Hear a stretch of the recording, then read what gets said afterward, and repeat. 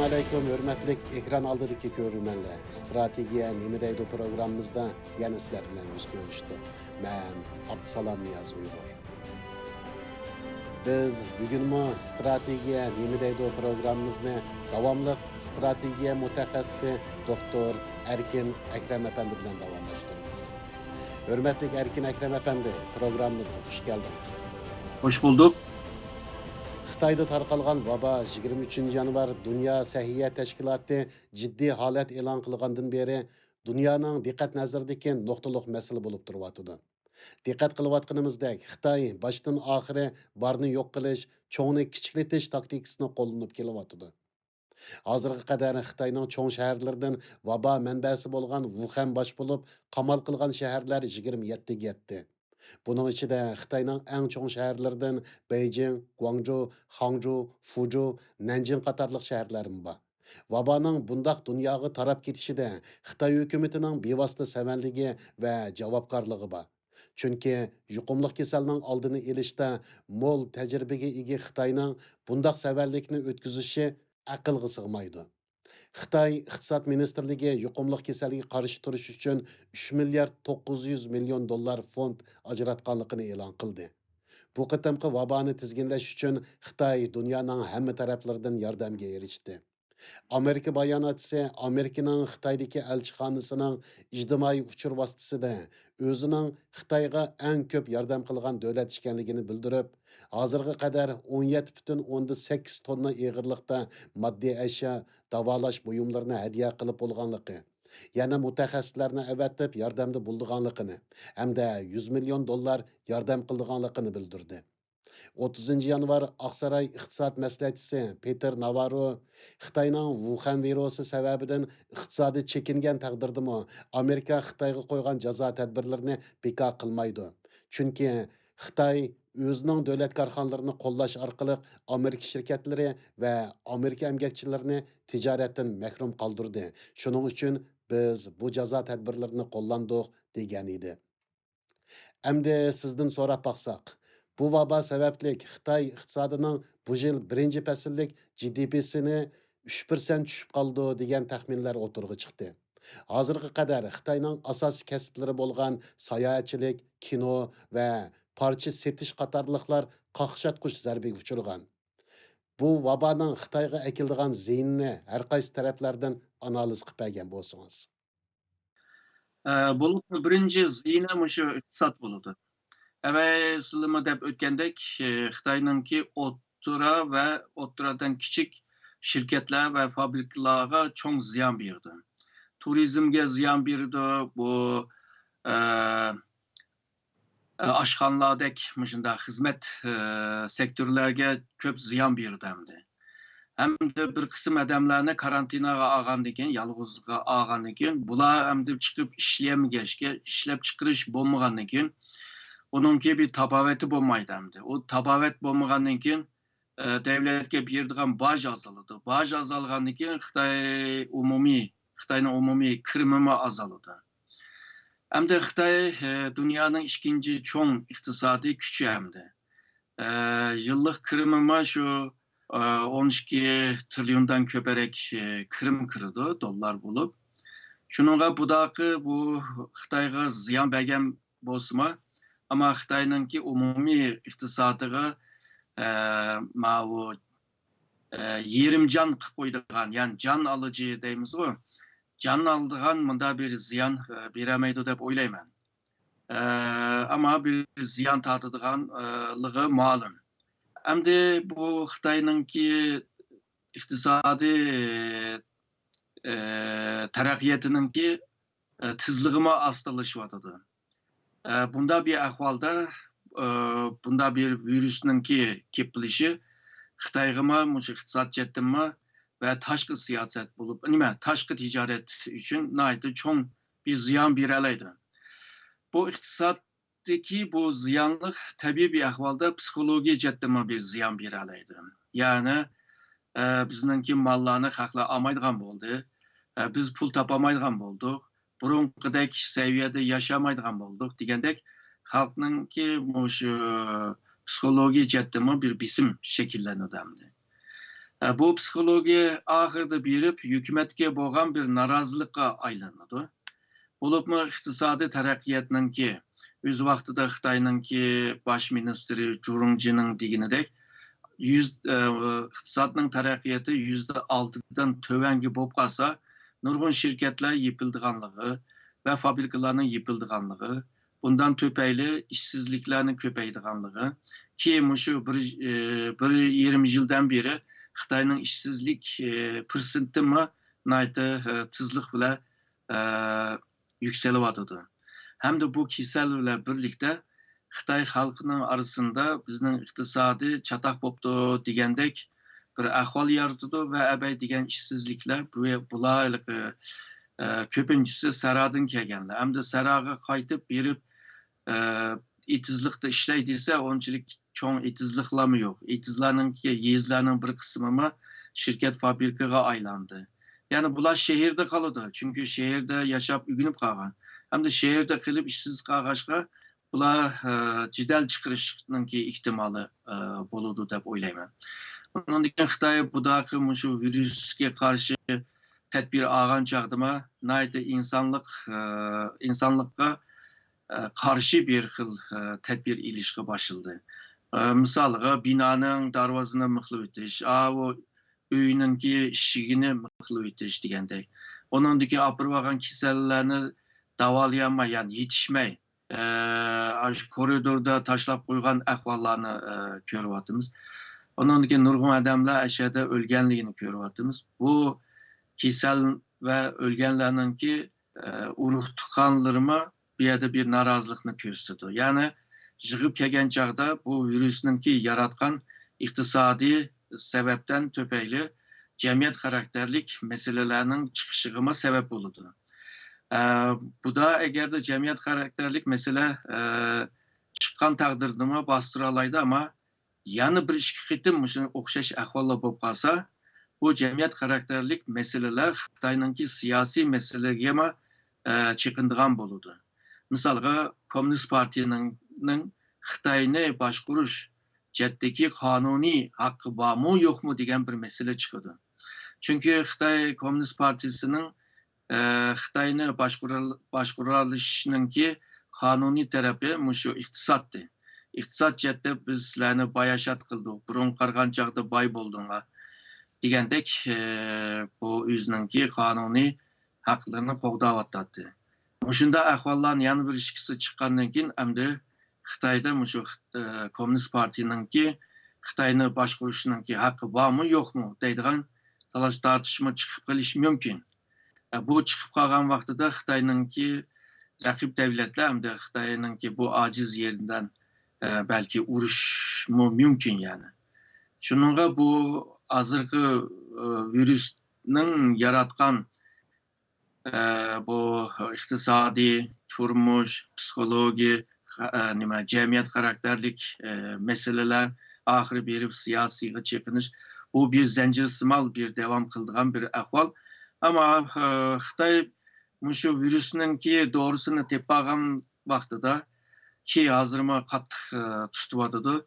Bu tedbirler bir mezgilgacha bunu kontrol ostiga alalaydı deb o'ylayman. Fakat budaqi o'lgan adamning soni 2003'teki bu SARS'ның o'lgan adamning soni necha ko'p hamda. Ve bu yuqumliq tizligimi shundoq kuchlik ve bo'libmi cho'nglarni, xayrlarni chekinyotidi ve bu xayrlar jiqaroq o'lyotidi. Şununla bular hamda bu ahvol Xitayninki hozirgi hokimiyat uchunmi bir jiddiy bir shaplaq sog'andek bo'ldi hamda. Hamda Xitoy buni cho'qim hal qilishga tirishadi. Bir mezgildan keyin balki tugab ketishi mumkin. Chunki Amerika, Germaniya, Rossiya degandek davlatmi tadqiq qilyotdi buni. Agarda kim baldir uning dorisini tepib olsa hamda shu Xitoyga sotadi, Xitoy u dorini ilib kasallarni davolaydi yoki o'zi topgan bo'lsa hamda o'zi kasallarni davolaydi. Vaba vatanimizga yetib berib, yuqumlanuvchining soni kun sayin oshib beryotidi. Xitoy manbasidagi xabarlarga qaraydigan bo'lsak, vatanimizning janubida yuqumlang'uchi bayqalmagan. Biroq Erkin Osiyo radiosining aniqlashicha, otishdagi aholilarning o'z uylariga qamalganligi dalillandi va qolgan shaharlarning ahvolining otishdan farqsiz ekanligi o'tirg'i chiqmoqda. Bu vaboning xalqimizning beshiga bir baloyi ofat olib kelishining oldini olish uchun biz qanday qilishimiz kerak? Hamda hozir Xitoy bergan raqamlarga hammasiga ishinib ketgili bo'lmaydi. Chunki Xitoyning shu raqamlarni yushiradigan bir odatlari bor. Yani Şarkı Türkistan'da hozirgacha bir adam o'lmadi deydi. Bu karantinaga olganlarning ko'pinchisi shu Xitoydaydi. Ya'ni Wuhan'ga berib kelgan Xitoylar deydi. Ama aslı degandek bu otishdagi misolmi boshqa yerlarda bo'lishi mumkin deb o'ylayman. Chunki Xitoyning berayotgan ba'zi xabarlar var. Falanchi sarada, pukunchi yezlarda muşta tedbir ilişki başladı. Haklarını talak çıkmanla dedi. Bunun için siyasi ügünüşlerine başladık diyen kargancakta Şarkı Türkistan'ın nurgun yerinde muş karantina yani yalğızcılıkka mecbur kılgan boz gerek. Eğer de bir yerde bir xatarlik bulungan takdirde mi bunda katı kolluk siyasetine ilip bir işine hacet yoktu. Ama normalde hem de bu Xitay merkezden belgen bir buyruk bulgandikin hemisi bununla boysunuvadıdı. Ama Şarkı Türkistan'da eğer de bir virüs yiyilip gelse, birbirisiga yukup gelse, belki bir yerdeki tedbir Wuhan'daki ya ki Beijing, Şanghay'daki tedbirlerle okşumaydı dep oylayman. Yani Uygurlarınki ölüşü Xitay üçün yaxşı yani. Xitay'nınki bazı Xitaylarınki nezrinde en yaxşı Uygur şu ölgen Uygur. Şununla bu Şarkı Türkistan'da bu yukumlu kisel eğer de yiyilip kalgan takdirde kutkuzuş ciddi belki ciddi bo'lmaydi deb o'ylayman. Xitoy Kompartiyasi mushkil virus orqali ma'lum shum planni amalga oshirish uchun harakat qilyotidi degan qarashga siz qanday qaraysiz? Bunu hem de Wuhan'da şu Xitoyninki eng cho'ng biyolojik tadqiqot merkezi var ki. Şunun tabiiy bir ahvolda Xitoy o'zi ishlab chiqargan bir virus bo'lishi mumkin degan ahvollama bor. Bunda bir gap so'zlama bor. Hozirgi Xitoyninki bergan ma'lumoti va Angliya va Amerikaninki bergan ma'lumotiga qaragan chog'da unda bir narsa ko'rinmayotdi. Ya'ni Xitoyning o'zi berib, o'zi yaratgan bir virus deb. Ama Xitoyni bundan keyin virusni paydo qilib, shunday yuqumli kasallarni paydo qilmaydimi degili bo'lmaydi. Şu Japoniya mı Xitoyni ishg'ol qilib olgan vaqtida şu biyolojik qurollarni tadqiq qilgan. Gerçi şu xalqaro qonunlarda biyolojik qurollarni ma'ni qilgan. Shunda bo'lsa ba'zi davlatlar maxfiy buni qilayotgan davlatlarmi bor. Misalga Suriyada boti oxiri Amerikaning bismi va Ruslarninki bu bismi bilan o kimyoviy va biyolojik qurollarni hammani yo'q qildik deydi. Hem de qanchalik yo'q qildi bilmaymiz ham. Shuningga Xitoydagi bir davlat nurg'un bu ülkede şu biyolojik tadqiqotlar bor. Hem buna şu biyolojik kasallarga qarshi tadqiq qilyapmiz deydi ama kim biladi yani bunu kelgusida bir qurol qilib ishlatamdi ishlatmamdi. Şununla bu mavi virüs meselesi bir mezgil ötep ketkendan keyin belki bunlar hammasi aniq holiga keldi. O'z vaqtida SARS degan kasalma paydo bo'lgan chaqda dunyoda mana shunday bir gumonlagan, ya'ni Xitoy o'zi ijod qilgan bir virusmi, yani bir qazara bo'lib da mana shunday sirtqa yeyildimi deb. Maqitimi bunda bir gaplarma chiqyapti. Buni hamda kelgusida bir mezgildan keyin belki şu virüs meselesi hakkında mutaxassislarninki bu tadqiqotları ve ularning ko'z qarashlari aniq bo'lib o'tirg'i chiqadi. Shu vaqtida ondan keyin Xitoyninki şu biyolojik kural işletdim mi, işlep çıkardı mı, işlep çıkarmadı mı degeni aniq bilaleymiz. Türkiye axbaratlari Türkiye qurolli qism 300 dan ortiq harbiy mashinasining Idlibga kirganligini xabar qildi. Bashar Asad kuchlari Idlibga qarab ilgirlab mangandan keyin nurg'unlagan Suriyaliklar Turkiya chegarasiga qarab saldak eqishga boshlagan. Turkiyaning Suriyaga yangidan askar avatishining sababi nima? Turkiyaning Suriyadagi ilgirlashlari qanday ketyotidi?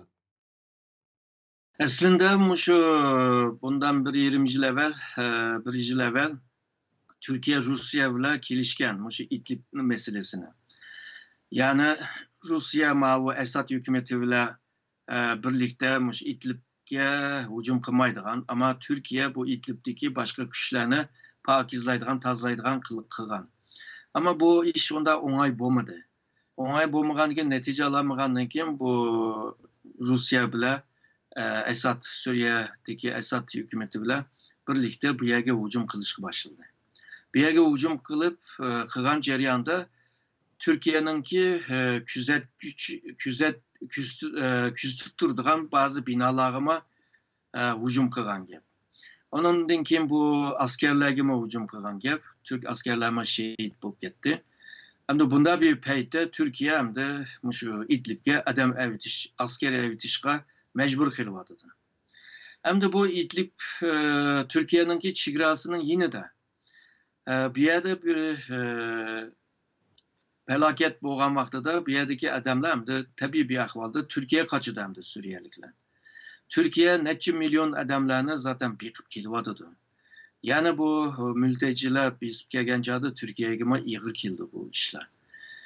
Hem de bu Türkiye nima uchun İdlibni ching tutib qo'yib bermaydi deganda, Türkiye'ninki şu Suriye hakimiyeti bütün Suriye'ni kontrol qilamagan şu vaqtdan itibaren, yani 2012'den keyingi vaqtdan itibaren Türkiye o'zininki chegara xavfsizligini qo'g'dash uchun bu bir. Çünkü chegaraga jiq PKK'lar kelib urib saldı, ondan keyin DAEŞ'chilar kelib urib saldı. Shuningga birinchi bo'lib Türkiye o'zining chegaraning xavfsizligini qo'g'dash uchun Suriye'ninki zeminiga kirishga majbur qoldi. Çünkü Suriye hükümeti rayonni kontrol qilamagandan Türkiye o'zi kontrol qilmaydi. İkinciden bu Suriye'deki Kürt qo'shinlarninki Türkiye'nin chegarasidan şu g'arbga qarab O'rta dengizga ichilishning oldini to'sashga tirishdi Türkiye. Çünkü eğer de ertugün şu Kürt qo'shinlar dengizga ichilalaydigan bir ahvolni yaratib qolgan bo'lsa, Türkiye'ga bo'lgan şu xavfsizlik tehdit texmi kuchli bo'ladi. Shuningga Türkiye bunu oldini ilishga mecbur qilyapti devletning menfaati uchun. Üçüncü bo'lsa, şu Türkiye'de 5 milyondan jiq bu Suriyeliklar var. Bu Suriyeliklarni şu o'zininki zeminiga yerleştirish uchun Türkiye ma'lum bir rayonlarni qo'lga tushirish lozim. Şu 3 maqsad uchun bu Suriye'ninki shimoliy ba'zi nuqtalarda Türkiye kirib u yerni tutib turyapti. Yani evvelki degan 3 menfaatni qo'g'dash uchun. Shuningga bu İdlibni eğer de qo'g'dayolmasa Türkiye qolgan tutib turgan yerlarni tutamay qoladi hamda. Shuningga bu İdlib Türkiye uchun bir muhim bir yer deb ko'rdi, çünkü devletning oliy menfaati bo'lgan milliy xavfsizlik masalasiga chetishqashqa. Shuningga Türkiye İdlibda bu Esad'ninki armiyasi bilan chetishiyotdi. Lagerlar taqaldi degan Xitoyning ustadlikni qanday qilganligi o'tirg'i chiqdi. 6 fevral Valkochisi gazeti xabarida bildirilishicha, Xitoy tajovuzchilari Sharq Turkistondagi bir qism jazo lagerlarini turmaga o'zgartgan. Xitoy ustadlikni davomlashtiryotdi. Biz bo'lsak, vatandagi xalqimizni qutuldirishga amal qilamidik. Xitoy buningdan keyin yana qandaq o'yinlarni o'ynashi mumkin? Bizning u o'yinlarga taqobil turishga tayyorligimiz bormi? Aslında Xitay'ınki məqsədi Şərq Türkistan zeminidir. Bu zeminde kim bolsun hemmisini lagerge taşlayalaydı. Şununla lagerde yalğızla Uygur emas, hem de köp sanda Uygur bu başka. Kazaklar var, Özbekler var, Tacikler var, Kırgız var, Mongol var, hatta Xitay mı var? Ular sanı az bolğan takdirdimi? Demek ki bu Şərq Türkistan zemininde Xitayga karşı çıkadigan her qanday kuch olsa hemmini yoktur. Hem de bir yerde migizlik bir bir millet bolsa, şu Uygur hem de.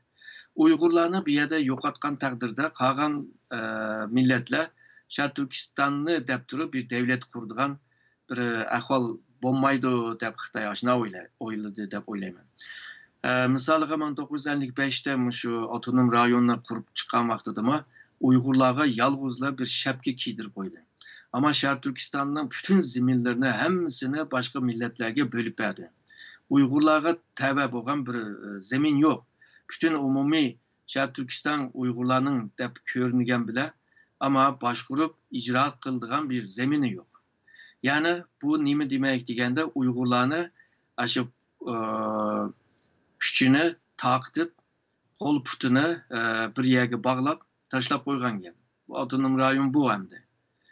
Hazırmı şu? Yani Uygurlarni agarda yo'qotadigan taqdirda o zaman bu zeminge hakim bo'lalaydi. Hem de bu zeminninki, bu toprakninki ehmiyetini hem de hemmimiz bilimiz deymizsekmi? Xitoy bunda qisqacha degan vaqtida Xitoyning kelgusini ta'sir yetkazadigan eng muhim, yani en muhim rayondur. Xitoyninki Cihangir devlet bo'lishuningki taqdirini şu rayon belgilaydi hamda. Bunda deganda. Bu rayonni yaxshi boshqara olsa, Xitoy balki kuchli biladi, ama yaxshi boshqaramasa, Xitoyninki ajizlashib ketishininki sebebi bo'lishi mumkin bu rayon. Shuningga Xitoy bu rayonni ching tutishga tirishyapti. Bu sebepten tüpeyli bundaq insoniyatning sirtında qolgan, yani insanlık bo'lmagan bir pozitsiya bilan, tavır bilan bu yerda zulmni ilib beryapti. Hamda bu niyatni tushungandan keyin o'ylab baqsa hamda lagerda ba'zi odamlarni qo'yayotgan bo'lsa, bu Nurbekirninki, Shuhrat Zokirovninki gibi bilan bular putadi, maktab putadi deysizmi, bir qism odamni qo'yayotgan bo'lsa, ama ko'p odamlarni qo'yayotmagan ahvolni bilamiz. Onundan başka, bunundan ki şu Uygurlarının köp zıç otağan yerlerde, topraklarda yana şu lagerini devam kılımız deb ötkende bu gapni Xitaylar Ürümçi hükümeti bunu ifade qilgan hamda. Shuningga bu Xitoy lager bilan emas, balki boshqa uslublar bilan Uygurlarni acizlaştırışga tirişidi, millet kimliğini tamamen şu yo'qotishga tirişidi deb o'ylayman. Shunga hazır şu yesildan itibaren Uygurlarni Xitoylashtirishga tirishyapti. Agar lagerni shundaq bir uzun muddat tutib tursa, bir evlat yo'q bo'ldi degan gap. Undan keyingi keldigan bir evlatlar bo'ladi. Hozirgi 10 necha yoshdagi bolalar deyli. Bularni bir terbiyeleş yoluyla hal qilganda, undan keyin yesildan yetishib kelgan o evlat, undan keyin Komünist Partini suyman, Xitoyni suyman, Xitoy xalqini suyman deydigan odam bo'lib chiqdi hamda. Xitoyninki maqsadi mushu. Bununla qarta qanday qilish lozim meselesi bor hamda. Mamlakatning ichidagi Uyg'urlar hamda qanchalik bir ishni qila oladi, uni hozir bu yerda deyishma to'g'ri bo'lmaydi. Ama chet eldagi tashkilotlar cho'qim shu Xitoyninki shu siyosatga taqabul turadigan ba'zi siyosatlarni ilib berish lozim. Misolga milliy shuur va milliy shu angni yetishtirish lozim. Buni qanday yetishtiramiz? Tabii ki bu felsefe bile, sosyoloji bile, tarih bile, edebiyat bile degandek şu beşeri ilim bile yetiştiriş ve şundakla Uygurlarning alayitligini mi, Uygurlarning kamchiligini mi, Yani milli mefkurene oturup koyuş lazım. Uygurlarınki kımmet karaşları.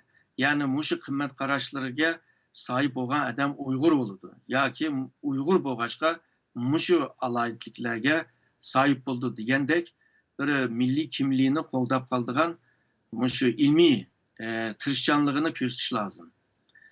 Tabii ben de okugan köp ama ictimai ben de okuganlar hemisi muşu işe kırış lazım.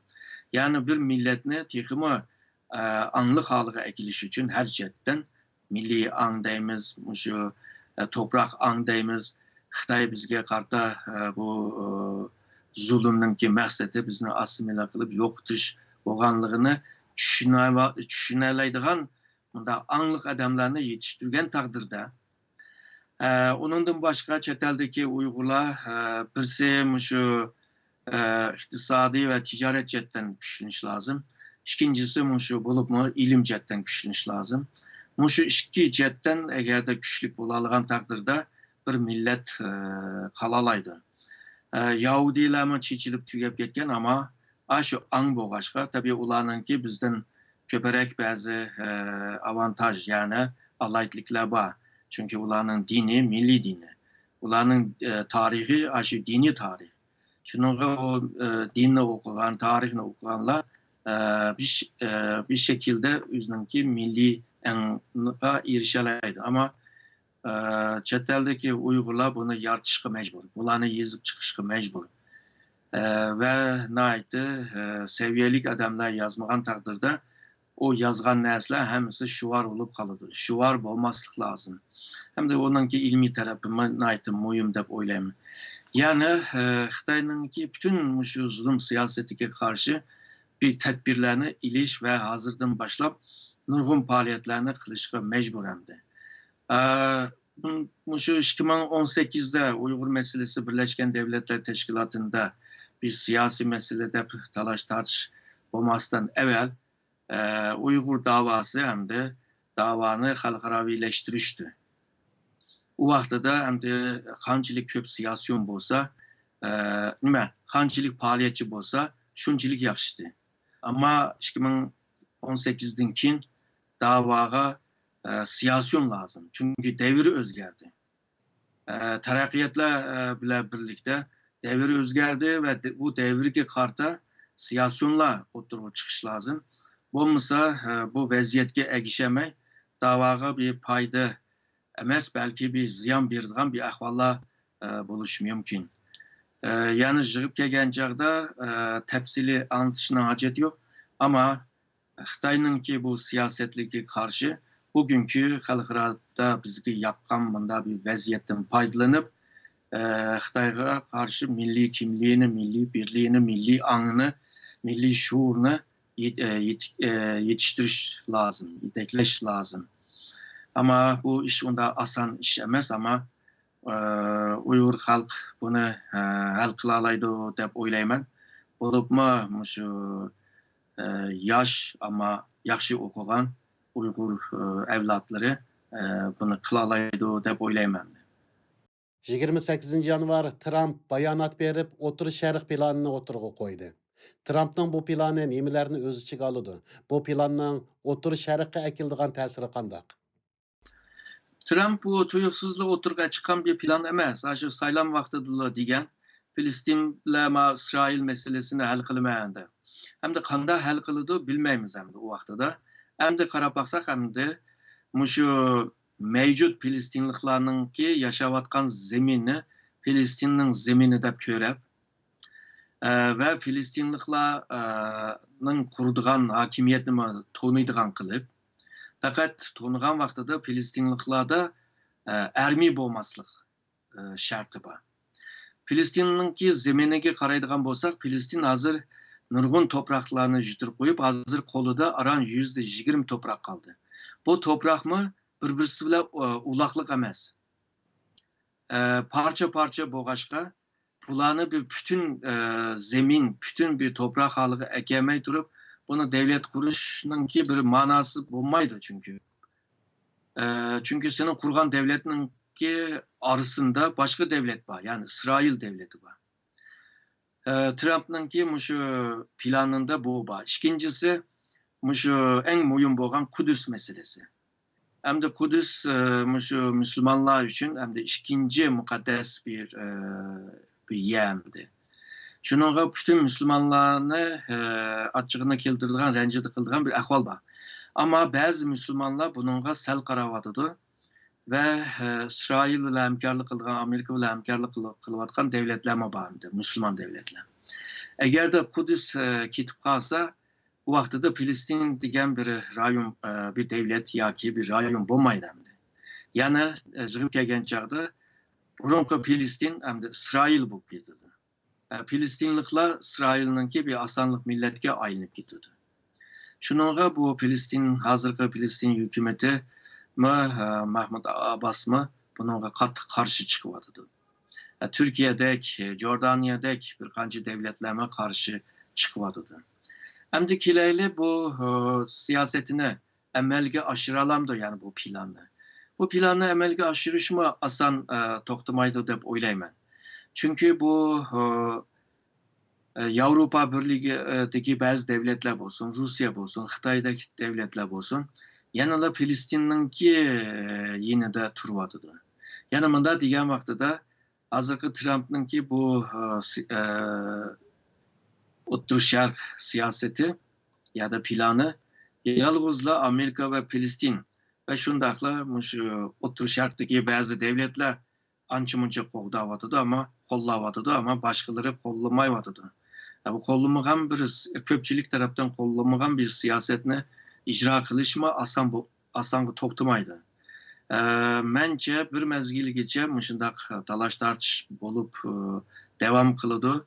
Ama neticede muşu İsrail tehima güçlük buludu ve Filistinliklarınki topraklarına tehima hakim bulalaydı dep oylayman. Onundan başka yana bir planı var Amerika'nınki, Trump'nınki, köyoğlu Kuşman'ınki bir planı. Bu bolsa şu Akdeniz bir siyaseti. Mesela Suudi Arabistan, Mısır, onunki Mavu, Grisya, onunki Rim devleti yani Cenubi Seprus. Bunlar birlikte şu Akdeniz'de enerji ne deniz aslıdan çıkış hakkında bir kilişim kıldı. Ve en mühimi bu emez. En mühimi Orta Şark'taki enerjine şu Orta Deniz'e ekilip Orta Deniz'den onundaki Avrupa pazarına ilip bir iş. Eğer de bu hıl bir planı emelge aşkan takdirde Orta Şark'ınki politik tamponluğu hemsi bozuldu hem de. Yani Orta Şark burunki degendek Ortada kalgan bir şark devlet emez. Akdeniz, yani Orta Deniz'e içilgan bir rayon bulup başka bir jeopolitik bir şeklini aldı. O vaxtda da Filistin texma təskündə kaldığandek turdu. Şununla bu aldığımızdaki yıllarda bunu icraat kılan ceryanda yani nurgun meseleler çıkıdı. Ondan keyin bu bazı Müslümanlarni texma radikallaştırdığanға sebep buluş mümkün. Bu vaxtda da bularni qandaq bir taraf qilish degan meseleler var. Ondan keyin Müslüman devletlerinin içidimi bir kısım Müslümanlarma gazaplar qo'zg'inib aşı yaşayotgan devletinin hakimiyetigimi tehdit saldıran bir ahvallar buluş mümkün. Yani Filistin meselesi şu bütün Müslümanlarını alakadar kılan bir mesele bu başka. Müslüman dünyasında mı bir devletinin işçidimi, cemiyetinin işçidimi bir ziddiyet yaratkan bir ahvallama payda buluş mümkün deb oylayman. Rahmet sizge Erkin Ekrem Efendi, kıymetlik vaktinizni ajırtıp programımızga qatnaşıp, kıymetlik fikirlerinizni görürmenlerimiz bilen ortaklaşkanlığınız için sizge çin köңlümüzden teşekkürümüzni bildirimiz. Rahmet sizge. Mən rahmet eytiman. Qadirli görürmenler, istansımız strategiya hakkında soraydigan suallarınızga vaqtida cevap veriş için məxsus bir elxat sandığı hazırladı. Mutaxassislerimizden soraydigan suallarınızlar bolsa, elxat sandığımızga yazışınlarını tavsiye qilamiz. Bizning el-xat adresimiz strategiya nima deydi @gmail.com. Hörmətli televizor kögüçiler, vaqt münasibati bilan bugungi söhbətimiz mush yerda oxirlashdi. Diqqət bəgininglarga rahmat, xayr qo'sh.